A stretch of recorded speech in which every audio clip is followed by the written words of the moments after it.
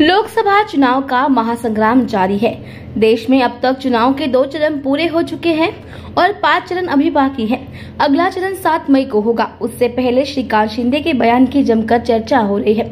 महाराष्ट्र दिन के मौके पर मनसे की ओर से डोंबिवली के सावित्रीबाई फुले थिएटर में पदाधिकारी और कार्यकर्ताओं की बैठक आयोजित की गई।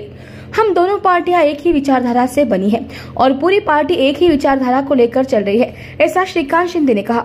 राज ठाकरे के विचार ही शिवसेना के विचार है, इसलिए शिवसेना और मनसे का डीएनए एक ही है, इसलिए हम तुरंत एक साथ हो गए। विधायक राजू पाटिल और हम एक दूसरे का विरोध कर रहे थे, लेकिन यह वैचारिक विरोध था। श्रीकांत शिंदे ने अपने भाषण के दौरान कहा कि मतभेद तो है, लेकिन मनभेद नहीं। उन्होंने बयान दिया कि एमएनएस और शिवसेना का डीएनए एक ही है। सोशल मीडिया पर उनके इस बयान को जोरदार चर्चा है। वहीं सांसद शिंदे ने यह भी कहा कि चूंकि मनसे महागठबंधन में शामिल हुई, यह महागठबंधन केवल इस चुनाव तक ही सीमित नहीं रहना चाहिए, बल्कि भविष्य के सभी चुनाव में भी यह महागठबंधन जारी रहना चाहिए।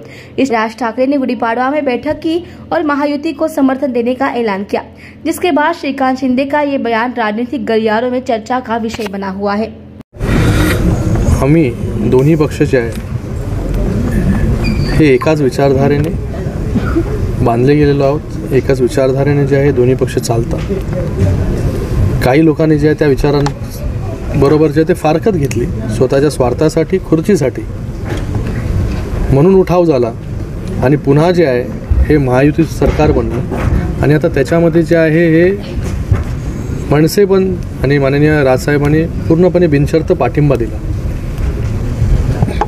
मला वाटतं राजसाहेबांचे जे विचार आहेत ते शिवसेनेचे विचार आहेत। म्हणून जो आहे हा डीएनए जो आहे हा हिंदुत्वाचा असेल, बाळासाहेबांचा असेल, सावरकरांचा विषय असेल।